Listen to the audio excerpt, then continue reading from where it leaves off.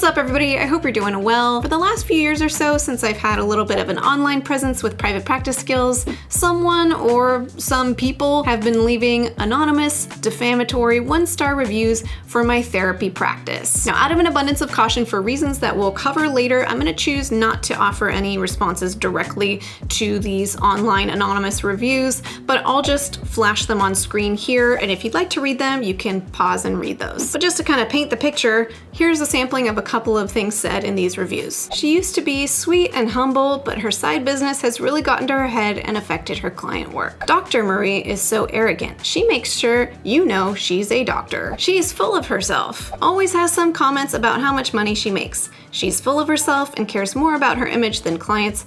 Find yourself another therapist who doesn't talk about themselves so much. Now, to clarify, these are not reviews of private practice skills.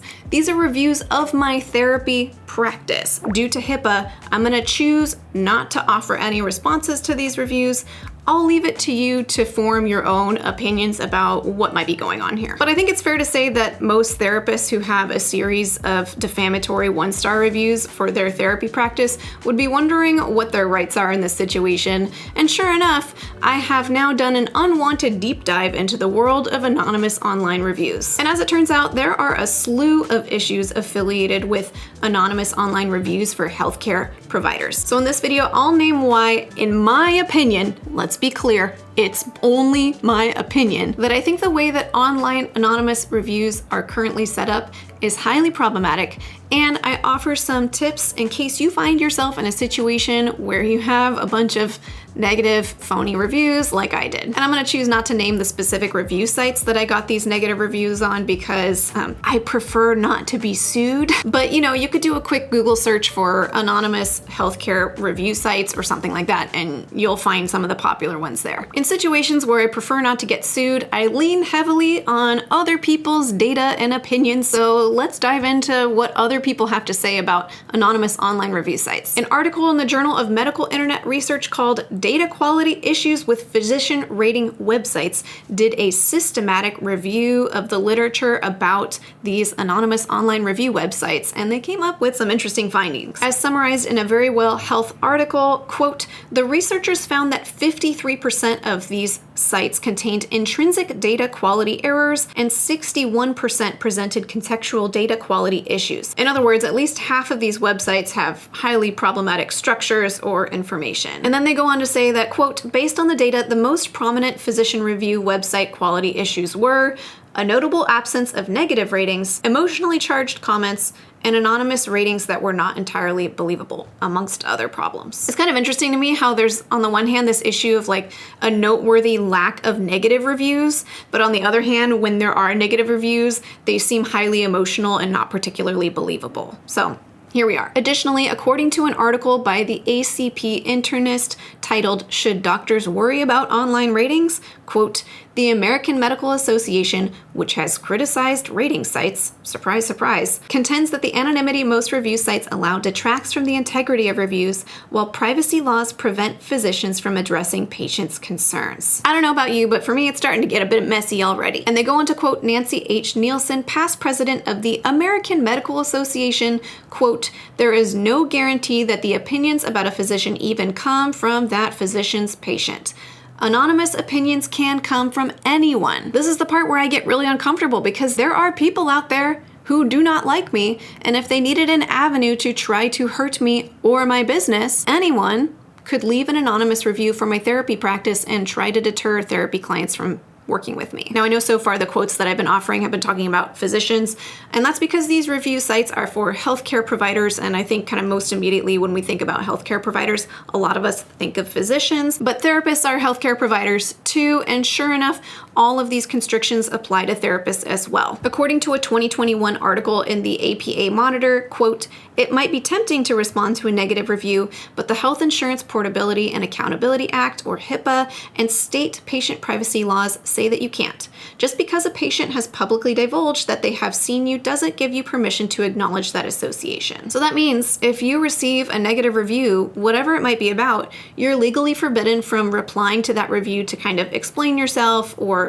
just respond. And I think I can't make this video without acknowledging that, to be fair, most of these articles that I've looked at to prepare for this video have acknowledged that hardly any clients or potential clients reference Therapist Anonymous online reviews when making a decision about finding a therapist. But this still feels really important to address, because even if no one is looking at these reviews in their decision making about a potential therapist, in theory, these review sites are there so that hopefully folks can take a look and assess to see if a therapist is going to be a good fit for them or not. And therefore, in theory, a phony, trolling, or just unfounded negative review could potentially impact your bottom line as a business. I found this 2014 article, Anonymous Phony Online Reviews Leave Docs Vulnerable by Fierce Healthcare, quite fascinating. Quote, "There's no way to verify the patient even saw the doctor in question or match the poster's IP address to the doctor's practicing location,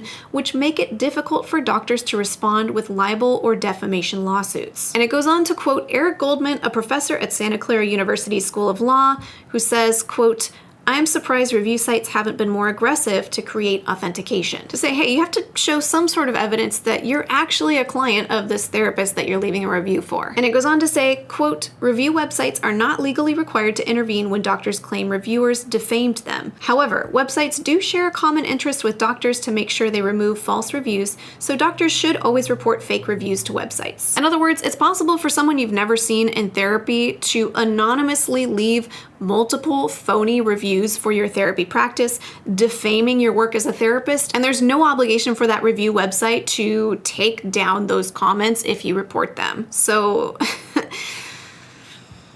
awesome. Now, with all of that said, I have some good news.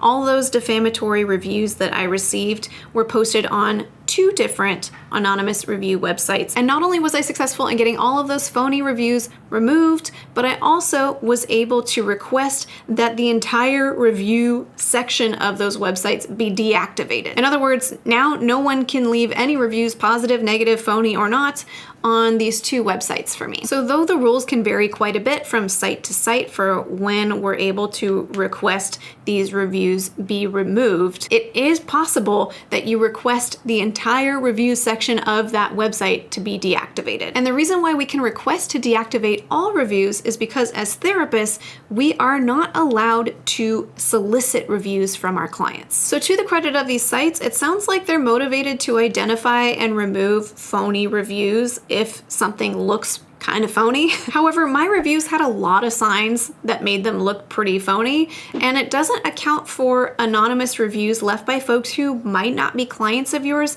but that look kind of legitimate as you read them, when it might just be, an angry ex or whoever else in your life might be holding a grudge against you. As you can see from the reviews I received, especially the most recent one that popped up, the messaging clearly is attempting to deter potential clients from reaching out to me in my therapy practice, which in a completely different context, I could have rights to claim defamation and seek legal repercussions for it. But for now, client or not, anyone can anonymously leave a negative review on these sites with few options available to help protect the therapist from false claims. So that's real fun, isn't it? Now, there's something I need to make absolutely clear as I film this video.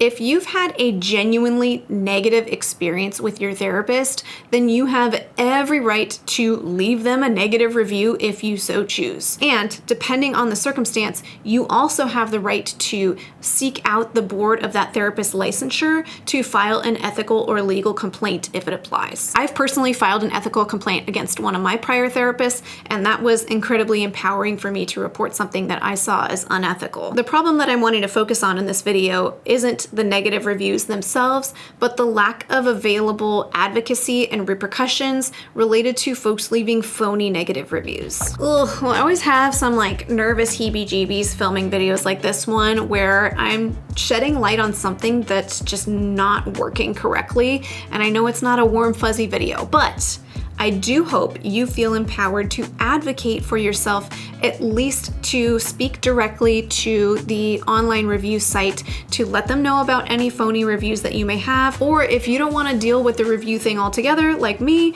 then you can request to have the entire review section deactivated. That's my preference, at least, and to each their own. But hopefully you know you have some options at least. And before we close, I'd like to thank TherapyNotes.com for sponsoring this video. TherapyNotes helps with scheduling, notes, and billing. They have a HIPAA-secure telehealth platform for all users.